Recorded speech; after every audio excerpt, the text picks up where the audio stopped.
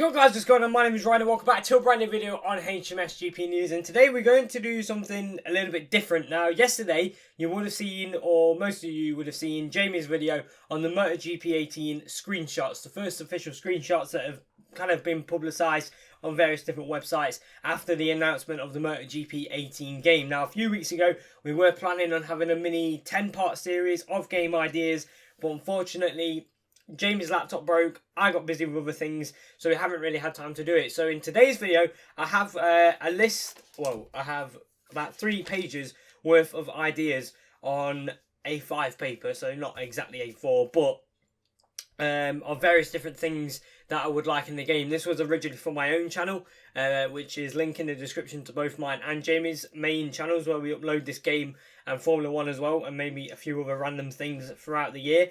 And yeah, I was originally going to do this on kind of my personal channel, but then we thought it'd be good to put it on this channel, just kind of include the game into this channel as well. So I'm going to start off with kind of main career mode stuff, and then we're going to move into multiplayer and other things like that, then like physics, just in general, the results, the AI and all that. So let's just start off then with the first point I've got on this list, and that is career mode testing. So I have testing, pre-season testing and also in-season testing, because we saw Jerez and KTM, KTM and Honda, there we go, who were testing there over this week. So if you could have random one-off little in-season tests every now and then, maybe have the official test that they have after, I think it's Catalonia, before Catalonia and after Brno, I think they have one, and I think they also have one after the Jerez weekend as well. So that would be quite cool, just to have a few little random in-season tests, so you can get more development points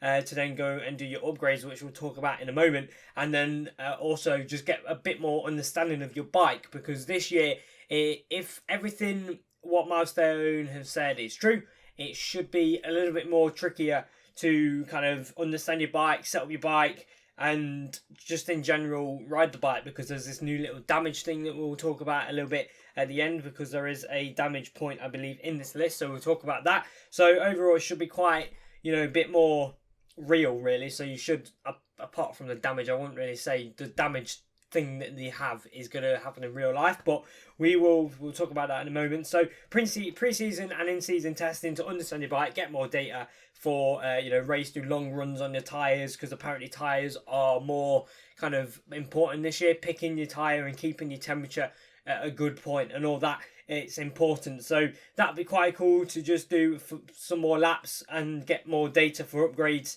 and the race itself. So another thing is test riders. We've seen in the KTM squads, we had Julian Simon, Ricky Cardouse testing the Moto2 bikes. Then you've had Mika Kallio testing the KTM big bike in MotoGP at Jerez this week. So it would be quite cool just to have, your Piros, your Kallios, your Stoners, your who else we got? The Yamaha guy, Nakasuga, is it, or something like that? Just have them in the game every now and then, just popping in at random tests, and just have them in for those. The next one is upgrades. Now we wanted upgrades for a long time, seeing as F1 made this really in-depth R&D system with your R&D tree, and you go off and upgrade different parts. You can upgrade the people in the factory to make sure your upgrades come faster. You can upgrade the actual car itself. It really good work. And then Milestone MotoGP 17, they introduced the manager career mode, which had a few little updates. They've moved over the manager career mode kind of parts of that mode and put it into career mode. So there will be upgrades for the 2018 game. Whether or not it'll be any good like F1 and it will actually kind of feel a difference, it might just look different. I believe there's going to be aero packages. Well, I wouldn't say packages, I'd say maybe an aero package. So probably one aero, wings, like I said, frames, swing arms, suspension, so you can upgrade your front forks, your rear suspension, and I believe brakes is another one that they are updating, and there might be one more, but I can't quite remember off the top of my head. So that's kind of what they're going for the upgrades. It's going to hopefully be a little bit like F1, where you have to really work hard to get your points.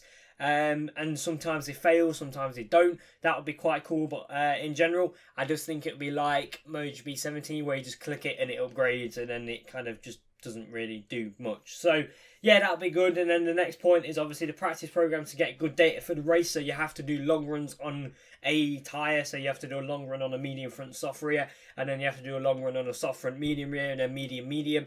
And then if you're a Honda, you could even try the hard front and soft, hard front and medium, because that seems to be their kind of go-to tyre strategy for Honda. So certain practice programs to get good data for the race, so you make sure you know what's going to happen in terms of tyres in your race, because you don't want to go into a race and all of a sudden kind of have no tyre wear halfway through, and it's like, I shouldn't have gone for the soft, I should have done more laps on it to see where the tip-off point was. That would be quite cool. And then also you get your R&D points in the practice programs as well to then go into the upgrade part of the game. So next one is cinematics and podium with the official Dorna graphics. Now this believe is going to happen with the Dorna graphics. I'm not sure, but the cinematics and the podium are apparently going to get even better this year, because they have scanned the riders, like F1 has the riders in the cinematics, or the drivers, sorry, in the cinematics. They've got the riders this year in MotoGP in some cinematics. They do have the Supercross game, they have the podiums, and all the riders on the podium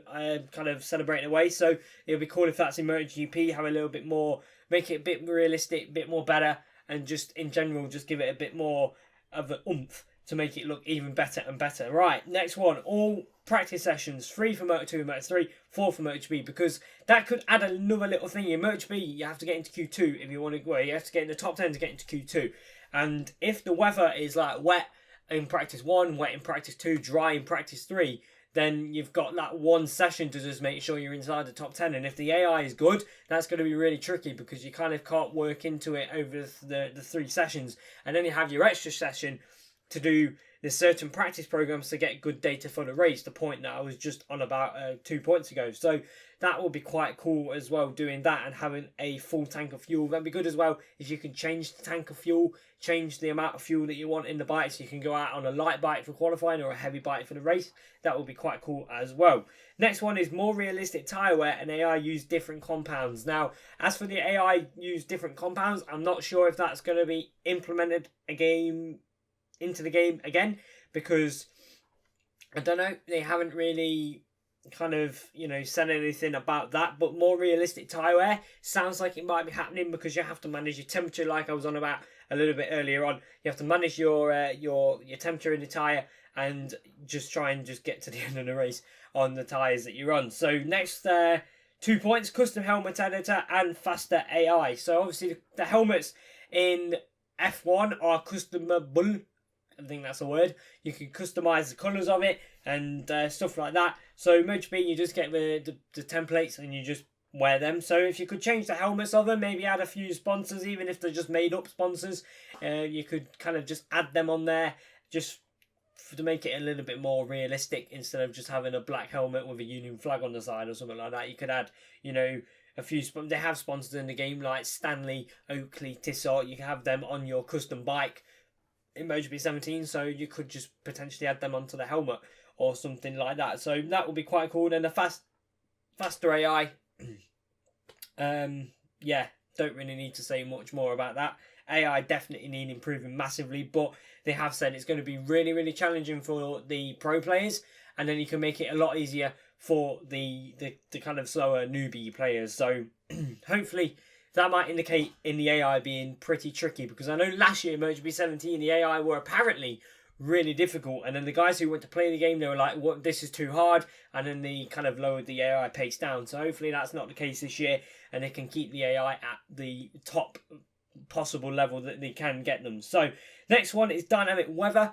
MotoGP is probably the only racing game that doesn't have dynamic weather, and it's a bit shit really, because dynamic weather would it would be interesting to say the least if you could have what I was on about with the practice sessions. If you have a wet practice 1, wet practice 2, wet start to practice 3, and have like the last 5 minutes of a session dry, and it's a last 5 minutes shootout to get inside the top 10, that would just create absolutely incredible just stress on the player, and obviously, yeah, it'd be quite interesting to do that. But obviously the flag to flags as well in the races.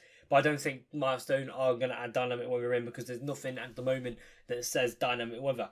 Better off-track atmosphere. That's been definitely 100% improved for the 2018 game because we have now the yellow and the red smoke bombs. We have a lot more flags in there. Last year it was just Rossi, Lorenzo, Marquez, Pedrosa and a MotoGP one. This year we have Iannone. We have, I think we have Rins in there. I think we have Lorenzo, Petrucci, Dovi. Just trying to think back to the screenshot that I saw from my boy Jamie. We have I can't really think of any more existing riders, and then obviously we have some Simoncelli flags, Hayden flags, and we also think there's some Salon flags right at the back because in the photo they were right in the far and they were blurred, so we couldn't quite read them, but they were pink flags, so they might be Simon. Salom even in there. Sorry, I'm bloody tired today. Right, next one. Flag to flag and red flags. Flag to flag races would obviously, like I said, have to have the dynamic weather. So if that's in there, then add the flag to flag races. We come in, change the bike, and then go out on the new set of tyres. And then the red flags, even Moto2 and Moto3, because MotoGP don't red flag it unless it is a serious incident. That would be quite just cool as well. You're in a rhythm, you're fighting with the AI if they're good, and then all of a sudden a red flag comes out and your rhythm is interrupted.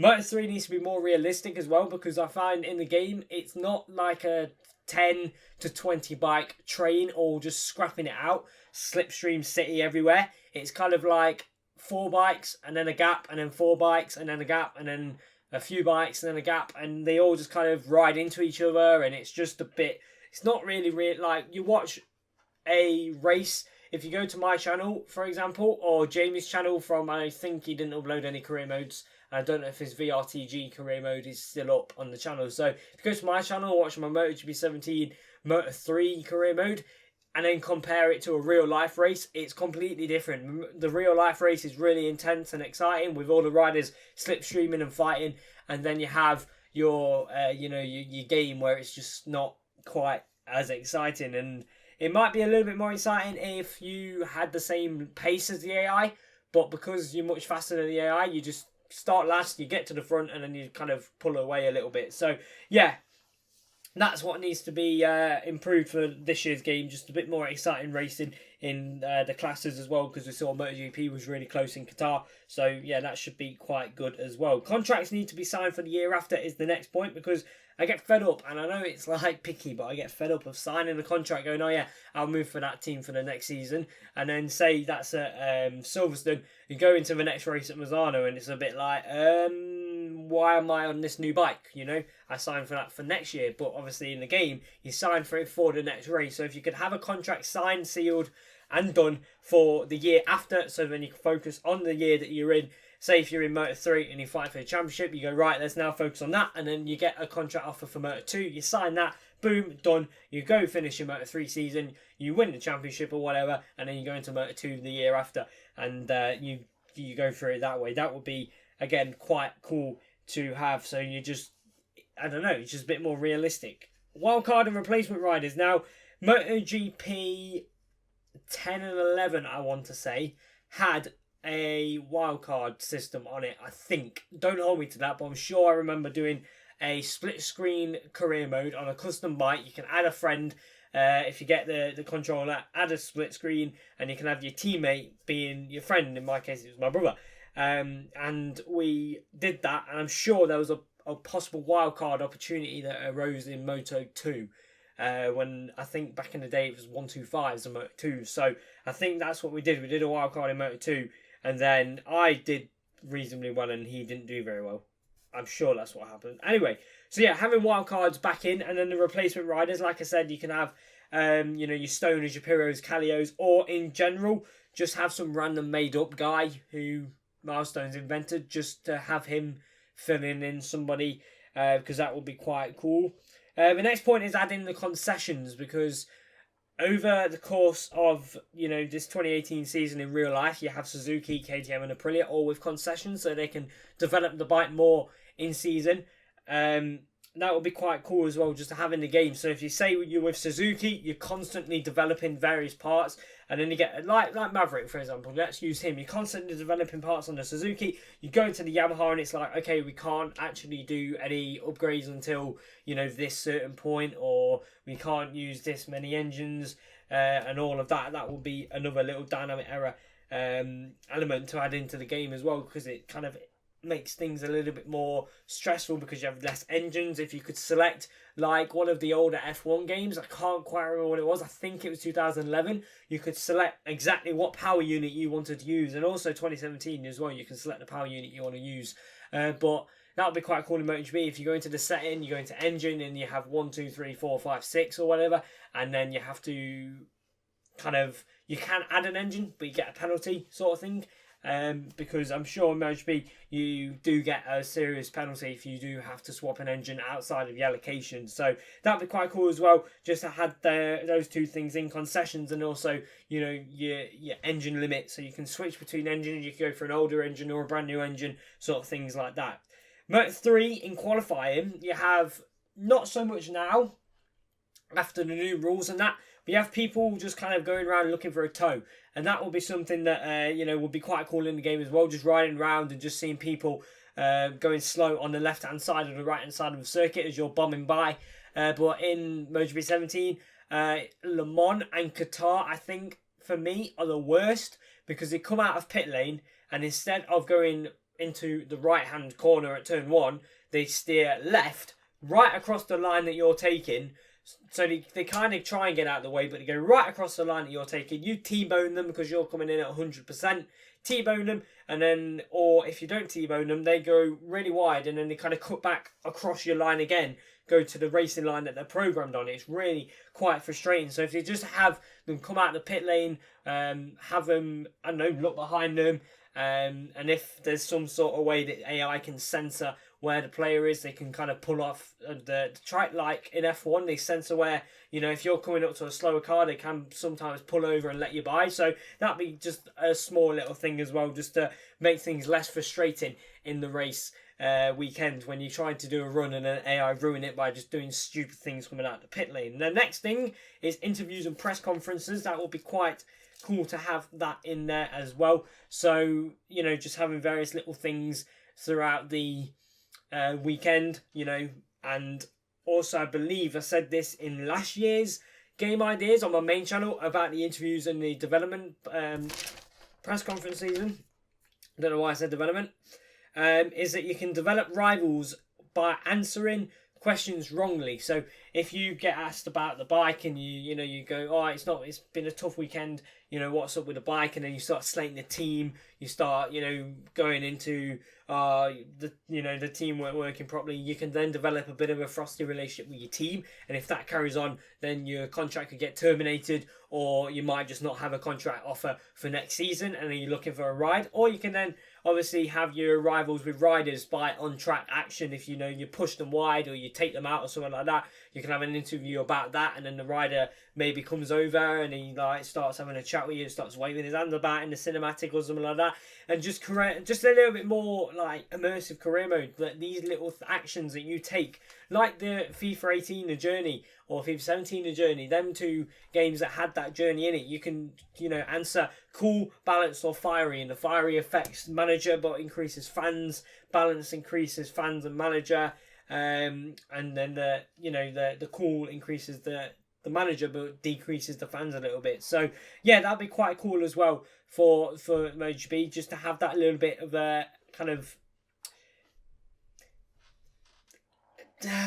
develop rivalry. Basically, you can develop rivalry throughout the career mode. That would be quite cool as well. So I'm basically going to leave this one here because we've got on for 20 minutes and I've still got 2 more pages to read through. So I'm going to leave this one here. I'm going to do the next 2 videos kind of now, and I will upload them probably throughout today or maybe throughout the weekend. So keep your eyes peeled for that throughout the weekend. So until next time, thank you for watching. Leave any other ideas that you think I might not have on this list. I do have some more which is kind of getting in towards nitty gritty picky sort of things, where I just kind of be really picky about little things that you see happen on TV and not in the games. So yeah, there we go. That's going to be it for today. I know it's been a very long, kind of boring, dull video, but if you have any, like I said, any points that you want to add in, if I kind of missed something, or if you want to expand on one of the points that I've already made, let us know down in the comments section below. See you guys next time. Until then, thank you for watching, and goodbye.